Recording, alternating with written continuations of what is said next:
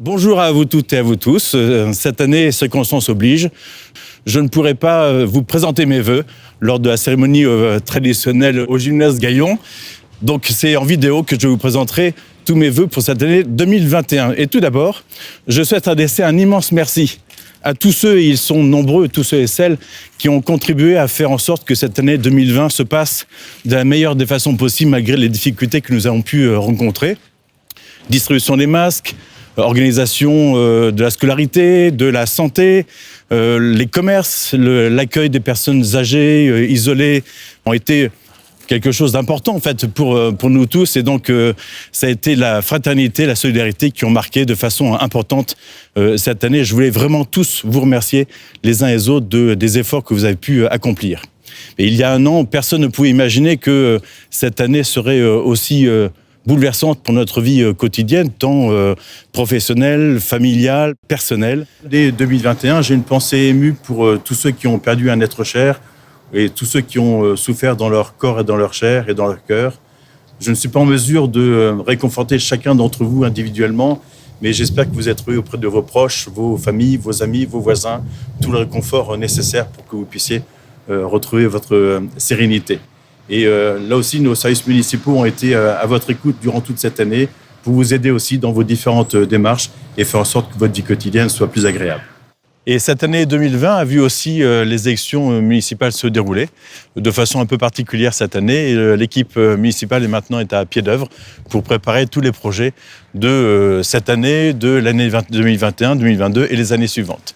C'est ainsi que le réaménagement complet du quartier de la Marquette est en train de se réaliser et donc devrait être terminé, je pense, d'ici le mois d'avril, je le souhaite. Et nous travaillons aussi sur la rénovation complète du gymnase des Prés-aux-Bois, et donc en concertation étroite avec les membres de l'USMV, le bureau de l'USMV. Et donc nous y installerons certainement un mur d'escalade puisque un sondage a été fait auprès de près de 870 personnes et qui a montré l'intérêt pour beaucoup de Viroflésiens pour ce nouvel équipement sportif de Viroflay. Voilà.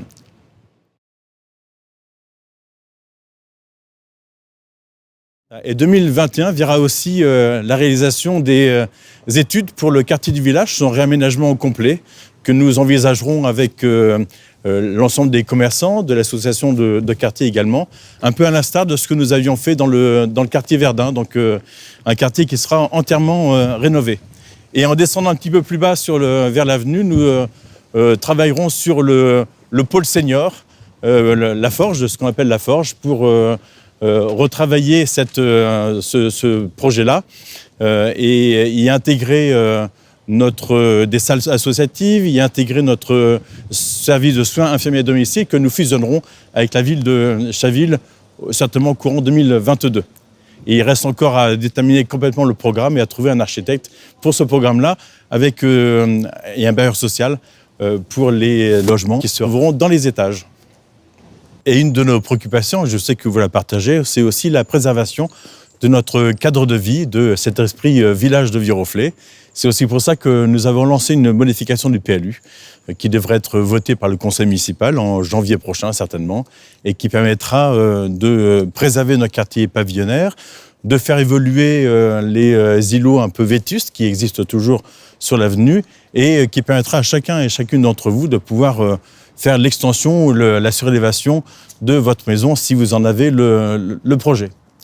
Nous avons aussi dans les projets l'objectif d'adapter notre centre de loisirs de Philippe de Dieu-le-Veut pour y transférer aux alentours de 2022 certainement notre lieu d'accueil des adolescents, Arcado, qui permettra de cette façon d'avoir des lieux plus adaptés et avec un bâtiment qui sera entièrement rénové sur le plan thermique et de ses fonctionnalités, un grand projet pour nos adolescents.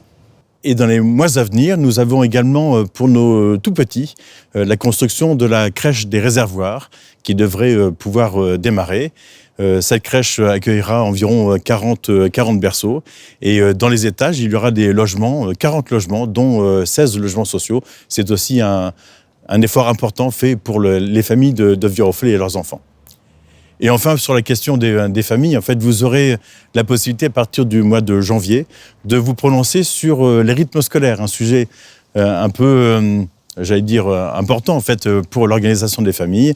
Et donc, ce sondage sera lancé à partir du 11 janvier, il me semble, pour ensuite être dépouillé à la fin du mois de janvier, pour savoir si on reste à 4 jours et demi ou si nous revenons à un rythme de 4 jours. C'est vous qui en déciderez et nous appliquerons cette modification à partir du mois de septembre prochain.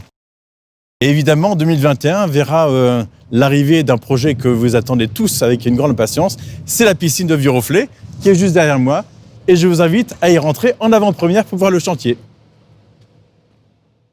Et bien voilà, nous sommes dans la halle des bassins, donc vous découvrez en avant-première avec juste devant, vous avez le bassin de 25 mètres avec les 6 lignes d'eau, plus grand que le précédent.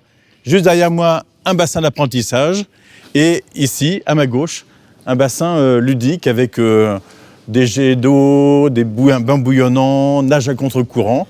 Et puis juste derrière, une pataugeoire pour les tout petits. À l'étage, un solarium et puis des saunas, hammams et puis des salles de fitness. Voilà. J'en profite pour remercier la région Île-de-France et le département des Yvelines qui ont contribué tout à fait récemment à financer cet équipement en nous attribuant des subventions tout à fait substantielles. Voilà. J'espère que la mise en service se fera à l'été 2021 pour que nos scolaires puissent investir cette piscine à partir de septembre prochain et que vous puissiez vous aussi en profiter très largement et que cette situation sanitaire nous permettra d'y rentrer le plus vite possible. Et notre environnement, c'est non seulement un environnement bâti, celui que vous aimez tous, mais également un environnement naturel avec les forêts, nos arbres. Et donc nous allons travailler très prochainement sur la réalisation d'îlots de fraîcheur dans Viroflay. Nous avons 2 lieux emblématiques que nous allons travailler, à côté de la forge, sur l'îlot Germaine de Launay, et également l'ambition de retravailler complètement la gare routière de Chailly-Vélizy pour en faire un îlot non pas totalement imperméabilisé comme il est actuellement, mais un îlot beaucoup plus vert, verdoyant et pourquoi pas avec une fontaine en plein milieu. Nous allons aussi poursuivre notre programme de réhabilitation thermique de nos bâtiments, donc avec des changements de toiture, des changements de fenêtres et des changements de chaudière également. Donc ce programme se continue, il est récurrent. Et le conseil municipal a voté en décembre dernier l'acquisition de la maison forestière de Rive-Gauche. C'est une maison à l'entrée de Viroflay en venant de Vélizy. Et nous allons envisager d'y faire un projet à vocation très naturelle, pourquoi pas agricole. Nous cherchons pour l'instant un porteur de projet. Et enfin, nous avons aussi, j'avais annoncé la réunion d'un groupe de travail et de réflexion sur le vélo à Viroflay.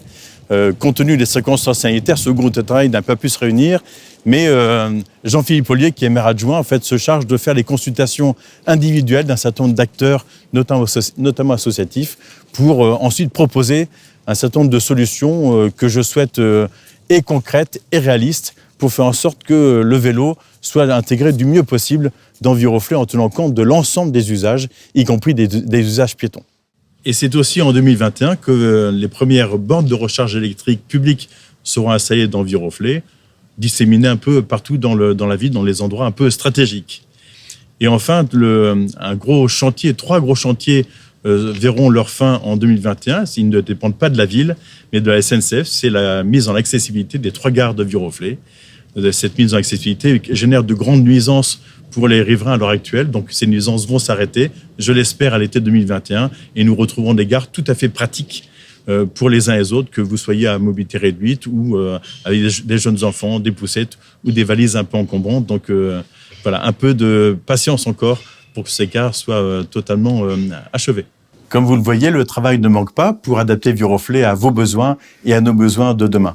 Comme à l'accoutumée, nous ferons ce travail avec vous et avec tous ceux qui ont envie de nous y aider. En attendant, je vous souhaite une très, très belle année 2021, en espérant qu'elle vous apportera la santé, la sérénité nécessaire à votre épanouissement, qu'elle vous fera oublier tous vos soucis de 2020 et surtout qu'elle vous permette de vous retrouver tous réunis ensemble sur cette année 2021. Très, très belle année à vous.